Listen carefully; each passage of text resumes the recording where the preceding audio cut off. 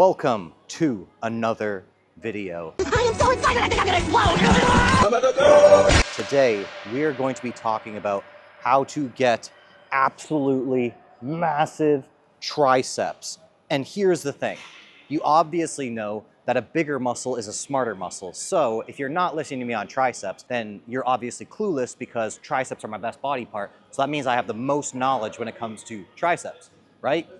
No, that's dumb. I'd have just as much knowledge when it comes to triceps as, I don't know, my stupidly small calves.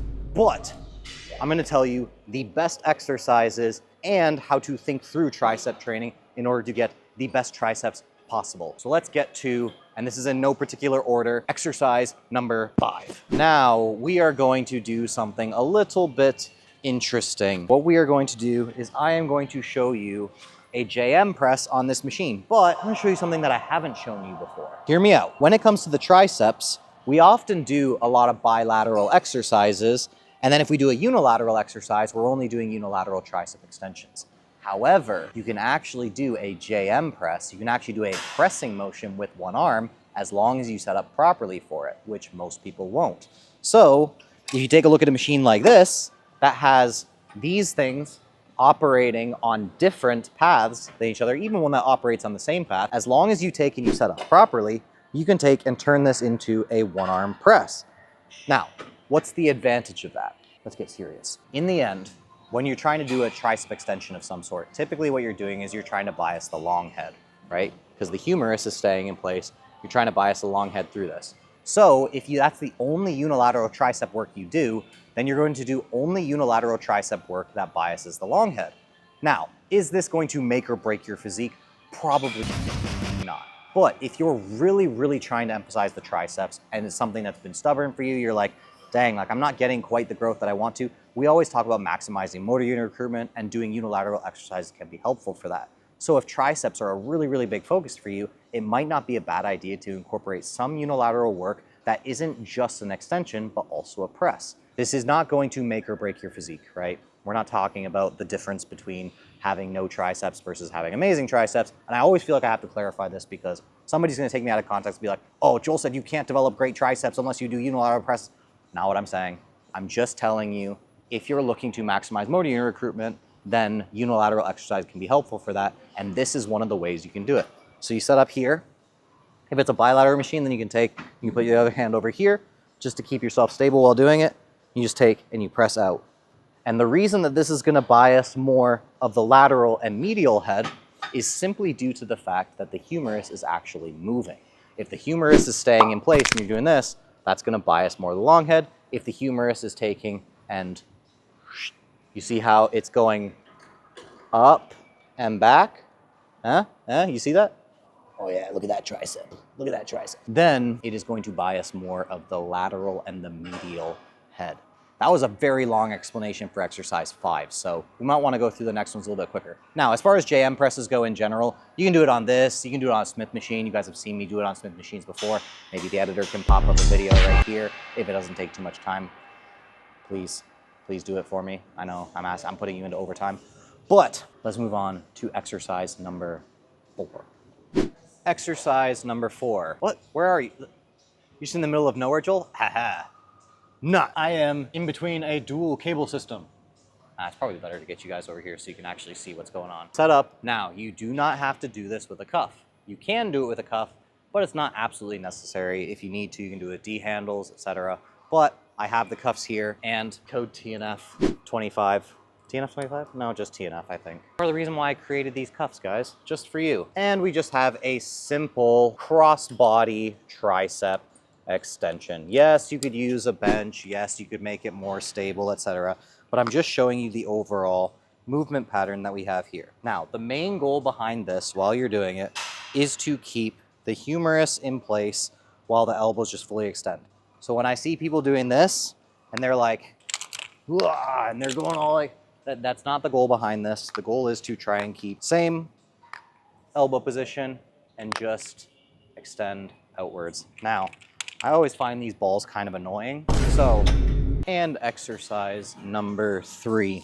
What we have is a single cable system. Now, the attachment that you use for this, I think has been overemphasized in the past.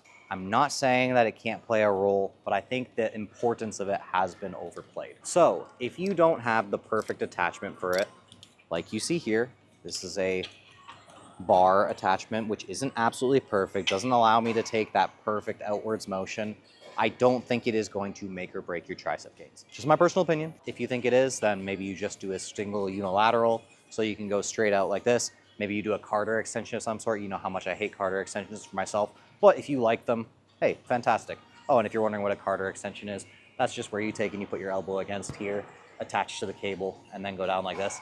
I just don't like them. I don't like them for myself, so that's why I'm not gonna put it in my top 5. So screw you if you're like, hey, Carter extension better. I don't care, this is my list, get over it. Now, this, similar to what we were talking about over here with the dual cable system, it's about keeping the elbows in place. That's why when I see people do this, they're like, yeah, this is how you, I'm like, that you've literally just turned it into a press and you're turning it into a lateral and medial head primarily based exercise, which can be okay, but in the end, it's like, first off, it's kind of uncomfortable on the elbows, at least for me, and I know for a lot of other people. Second, it's like there's so much better presses you can do that if you're over here doing this, I'm like, what are you doing?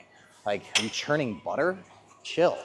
Arm, straighten spot, and then just an extension. Now, if you do happen to have the Vulcan attachment, I don't know if you know what that is, Austin. You underestimate my power! But the Vulcan attachment, V-U-L-K-E-N, I'm sure you can find it on Amazon. It is a fantastic one. I actually bought one off of Amazon a while ago, and then I lost it, and now I'm afraid to ask my wife for another one because I think she's gonna kill me if she finds out I lost something else that I bought in terms of gym equipment. But fan-freaking-tastic attachment. It's actually got loops, and it's about this long, which means that you can take and do that perfect arm path that you're looking for, and it loops to, and it hooks onto your wrist. Like it's a perfect attachment. Like I was actually gonna make, because you know I made these straps with the cuffs. I was actually gonna make a piece of equipment to go along with this for tricep extensions, and we actually ended up doing it. We made a prototype for it, and it is good. It is very good. But it was one of those things where I was like, is it worth releasing when the Vulcan is already so good? I think it might be slightly better than the Vulcan, but it's like, is the difference great enough for me to really like push this product super hard? So I'm not sponsored by Vulcan, wish I was. Great attachment, gives you a great path. If your gym happens to have one, fantastic. If it doesn't, and you're like really interested in triceps, I think they're only like 20 bucks. So not the worst purchase you could make. All right, on to number 2. Hey, we're in the same spot. Crazy, I know. Change camera angle to keep engagement high. Now, we were doing this before. Now this is the one that has everybody asking the location of my gym so they can sniff the pole. We're flying to Philadelphia! Oh, hell no! But, get it? The next exercise we got here is the overhead. And the reason I like doing it like this is just because of pure stability. I don't have to bring a bench over. It's really nice. And all I do is just get this down, bend over, get the butt cheeks on the pole, and then it's just this, right? It's just a pure overhead tricep extension. And I already know what you're gonna ask. You're gonna be like, but Joel, does that bias the long head or the short head or the medial? Here's the thing. There's a very big argument within the scientific-based community about the fact that this does not hit the long head because the long head doesn't have the proper leverage up there. And then we gotta look at the fascicle length and the pronation angle and chill, guys, chill. I know that everybody wants to argue and everybody wants to fight. I'm not going to fight with anybody here about this topic. But what I am going to say is it's a very good triceps exercise. I'm Switzerland. I'm not going to argue with you because I really don't care. Maybe because my triceps are actually like my strongest point, so it's not that important to me. But if it's important to you, that's fine. Use it for whatever purpose you think you're using it for. Anyways, I do an overhead, good exercise. And if you're really like, well, I don't want to be doing redundant exercises, it's okay, okay? If you have one redundant exercise in your program, it's not gonna destroy you. I know people like to convince you that it will, but hey, if you have one redundant exercise in your program, I think you'll be okay. And if you're worried about it being redundant, then just do one set of each and you're good to go. You don't have to worry about it. That's actually what I do. I know like a lot of people are like, oh, but like, what about redundant exercise? I literally do one set of underhand and one set of overhead. And it's like, don't have to worry about it. And for me, I view that as full triceps development for a day. So like I might not do a JM press if I'm doing both of those in one day, just because it's like you're pretty fully hitting the triceps at that point. But hey, that's just me personally. You can do it however you want. On to tricep exercise number 1. And last but not least, we have the dip. Now, the only reason that I am not a fan of dips on a consistent basis is because of the fact that I can do the same thing with more stability with other exercises. Are they fun? Sure. But a JM press for me, it's gonna just be a better exercise. A tricep extension, it's gonna be a better exercise if we're talking about targeted loading. Now, if you get to be the point where you're doing an additional 300 pounds on your waist and doing your dips, you're probably gonna have some pretty darn good triceps. You could probably achieve that same level of tricep development without the dip. So the reason I include dips is very, very simple. Most people have access to something that they can use dips with. So if you don't have access to the cable system, if you don't have access to the Smith machine, right? Like you can go to your house and you can find a counter and a chair and you can do dips there, right? Like there's ways that you can do it. And obviously it's gonna be a little bit heavier loaded than if you're doing just a straight push-up. So while I'm not gonna say that dips are my absolute favorite exercise, they're definitely one that you can incorporate in a lot of areas, and I don't think that they're a bad exercise by any means, especially when you get really good at them and you're very stable, you're straight up and down. You can also use a dip machine if you have access to one, but unless you have a seat belt, it's gonna get a little bit, you'll get to the point where your triceps are kind of a little bit too strong, and then you're pushing yourself up off of the seat, but a seat belt can keep you from doing that. Long story short, I still think the dips are a great exercise. I just don't think that they're quite as good as something like a JM press and an extension of some sort.